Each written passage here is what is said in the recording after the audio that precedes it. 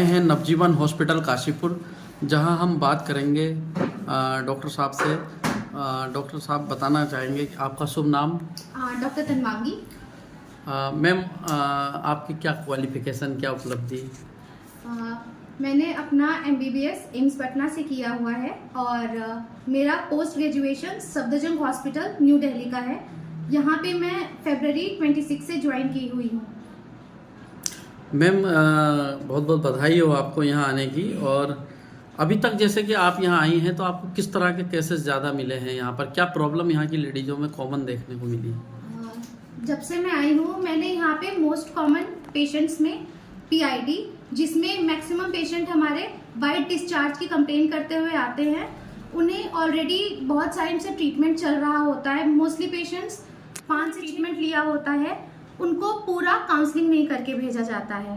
Patient दवाई ले लेता है, बट हमें पेशेंट को ये भी बताना होता है साथ ही साथ कि ये जो दिक्कत है वो किस वजह से होती है। आप एक बार दवाई खा लोगे 2-3 महीने के लिए, 15 दिन के लिए, जैसी भी दी गई है, बट जब तक आप पेशेंट को ये नहीं बताओगे कि इस चीज़ को कैसे रोक सकते हैं ताकि ये बार बार ना हो। पेशेंट को सेम कंप्लेंट होती है, पेशेंट एक ही चीज़ के लिए हर दूसरे-तीसरे महीने मेडिकेशन लेने जाता है। ऐसी पॉपुलेशन को आपको काउंसिल करना पड़ता है कि कैसे इस चीज़ को आगे बार बार रिकरेंस होने से रोके।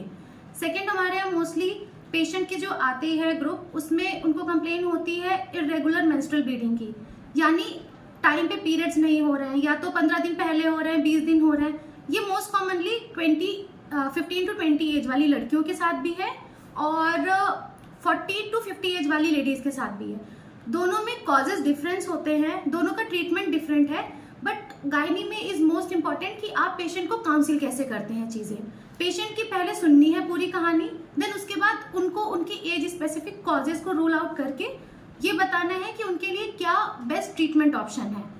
लाइक हमारे पास 15 से 20 साल की अगर कोई लड़की आती है इरेगुलर मेंस्ट्रुअल ब्लीडिंग की कंप्लेन लेके, जांचें अपनी जगह ठीक है, बट पेशेंट को काउंसिल कर देना कि बेटा थोड़े टाइम के बाद इट विल बी ओके। उसको थोड़ा काउंसिल कर देना कि अभी देख लेते हैं, थोड़ा टाइम बाद ये नॉर्मल हो जाएगा। क्योंकि ऐसी लड़कियां मोस्टली पेरेंट्स के साथ आती हैं, तो बच्चों के साथ साथ you have to counsel the patient also. बच्चे को आप काउंसिल कर दोगे, बट अगर पेरेंट्स कन्विंस नहीं है, वो आज ही आपका ट्रीटमेंट छोड़ के किसी और को दिखाने जाएंगे और नॉट एक पैथी पे वो बिलीव नहीं करते हैं। फिर वो 4 जगह की ट्रीटमेंट एक साथ देते हैं बच्चे को और उसके हर ट्रीटमेंट के साइड इफेक्ट्स होते हैं। सिमिलरली अगर 40 to 50 एज की कोई पेशेंट आती है तो उसमें हमें कार्सिनोमा भी रूल आउट करना पड़ता है। अब अगर आप बिना कार्सिनोमा, कैंसर जिसको हम बोलते हैं नॉर्मल लैंग्वेज में, उसको रूल आउट नहीं करते हैं तो हम पेशेंट को ऑपरेशन के बाद अगर बताते हैं, तो जब हमने पेशेंट को ऑपरेट किया है उस बीच में पेशेंट का कैंसर फैल सकता है। और 40 से 50 वाली एज वाली जो फीमेल्स हैं उनको बताना पड़ेगा कि धीरे धीरे ये महीना खुद से रुक जाता है, इसके लिए परेशान नहीं होना है। तो ये सारी चीज़ें आपको पेशेंट को काउंसिल करनी है। बाकी पेशेंट की जो भी अल्ट्रासाउंड के फीचर्स हैं, जो भी पेशेंट की कंप्लेंट्स हैं, कितने ड्यूरेशन से हैं, क्या ट्रीटमेंट लिया है, इन सारी चीज़ों पे डिस्क्राइब करना है, पेशेंट की डिस्कस करना है, पेशेंट के रिलेटिव्स को डिस्कस करना है कि क्या वो चीज़ हम दवाइयों से मैनेज कर सकते हैं या उसके लिए ऑपरेशन ही एकमात्र इलाज है।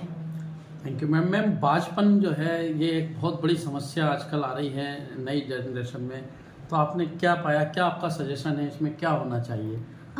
जो पेशेंट मेरी OPD में मैंने अभी तक देखे हैं, मोस्टली वो आते हैं 25 to 35 और 40 एज वाले। तो कुछ पेशेंट्स ऐसे भी थे जो 35 की एज के बाद थे। ऐसे पेशेंट्स में आपके पास जब भी अगर आपके पास 35 के ऊपर की एज के पेशेंट्स आते हैं, पेशेंट यूजुअली कहीं ना कहीं से दिखा के आते हैं, तो पेशेंट से ज़्यादा जो भी फर्स्ट रेफरल डॉक्टर है उनका एटलीस्ट 35 की एज के बाद वाले पेशेंट्स का आप AMH करा लीजिए। Because most of the time अगर AMH ही डिरेंज होता है तो आप बहुत सारी हमारी ट्रीटमेंट मोडालिटीज़ होती हैं, जैसे ओवुलेशन इंडक्शन हो गया, HSG इंजेक्शंस हो गए, IVF, वो सब कुछ तभी काम करते हैं जब आपका AMH within normal limit होता है, specially for the age above 35 years. कभी भी AMH आपका अगर 35 ईयर्स में 3.05 से ज़्यादा होता है तो आप कोई भी मोडालिटी पेशेंट को ट्राई कर लो, वो कंसीव नहीं कर पाते हैं। So before starting the treatment above 35 years please do AMH, ताकि आप पेशेंट को बेटर तरीके से काउंसिल कर दो। पेशेंट एक जगह से ट्रीटमेंट लेके जाता है, उसके बाद उसको सक्सेसफुल रेट नहीं मिलता है, वो 4 जगह और जाता है। इस सब पूरे प्रोसीजर में जितना ओवेरियन रिजर्व होता है वो भी डैमेज होता जाता है। सो फर्स्ट डिफरल डॉक्टर को काउंसिलिंग बहुत इंपॉर्टेंट है। और 35 to 40 ईयर्स 25 to 40 ईयर्स में जो मेरे पास पेशेंट आ रहे हैं उनमें टीबी बहुत मोस्ट कॉमन कॉज है। कभी हिस्ट्री रही होती है पेशेंट को खुद को, कभी कॉन्टैक्ट हिस्ट्री रही होती है, तो ऐसे में जो फेलोपियन ट्यूब होती है सबसे ज़्यादा वही ब्लॉकेज होती हैं। इंडिया में भी मोस्ट कॉमन कॉज टीबी ही है, ट्यूबल इनफर्टिलिटी का। और जो भी रूरल एरियाज हैं वहाँ पे टीबी इज मोस्ट कॉमन। तो मैक्सिमम पेशेंट जो मेरे पास आते हैं उनका ट्यूबल ब्लॉकेज ही होता है। और ट्यूबल ब्लॉकेज में सर्जिकल प्रोसीजर बहुत इंपॉर्टेंट है, चाहे आप IVF करें, चाहे आप नॉर्मल डिलीवरी का कंसेप्शन करें।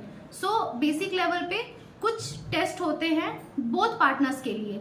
कभी भी इनफर्टिलिटी का ट्रीटमेंट एक पार्टनर के लिए नहीं हो सकता है, आपको दोनों पार्टनर का करना है।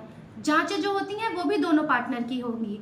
सो आप फीमेल की हिस्ट्री भी लेते हैं, उनके ट्रीटमेंट भी करते हैं, उनकी इन्वेस्टिगेशन भी होती है। बट साइड बाय साइड आपको जो मेल पार्टनर है उसकी इन्वेस्टिगेशंस भी करनी है और उसका भी ट्रीटमेंट करना है अगर कुछ नेगेटिव या पॉजिटिव आता है। So starting of the treatment history के साथ साथ आपको ये भी सोचना है कि पेशेंट की counselling is most important, because patient 10 जगह जाते हैं, बहुत हैरस हो जाते हैं, फिर उनका किसी भी ट्रीटमेंट मोडालिटी पे विश्वास नहीं रहता है। आपका काउंसलिंग करना है, ट्रीटमेंट उसके बाद ही डिसाइड करना है कि क्या आगे प्रोसीजर किया जा सकता है पेशेंट के लिए। मैम इसमें तो काउंसलिंग मस्ट होती होगी, काउंसलिंग का कितना रोल है? मोस्ट इम्पॉर्टेंट जो काम है वो काउंसलिंग का होता है। और जब भी हम इनफर्टिलिटी का किसी से ट्रीटमेंट किसी का स्टार्ट करते हैं तो उसको कोई भी प्रोसीजर करने से पहले काउंसलिंग इंपॉर्टेंट है। आप हिस्ट्री ले रहे हो, हिस्ट्री के बाद आपको काउंसलिंग पहले करनी है इन्वेस्टिगेशन से पहले आप पेशेंट को कन्विंस करते हैं कि आपको ये जांचें करवानी जरूरी हैं, फिर उसे बताना पड़ता है कि क्यों करवानी जरूरी है। जब तक आप पेशेंट को कन्विंस नहीं कर रहे हो कि जो आपने लिस्ट दी है 10-12 चीजों की, अगर आप वो काउंसिल ही नहीं कर पा रहे हो तो पेशेंट वो ट्रीटमेंट ही नहीं शुरू करेगा। आप इन्वेस्टिगेशन लिख के देते रहिए, पेशेंट कन्विंस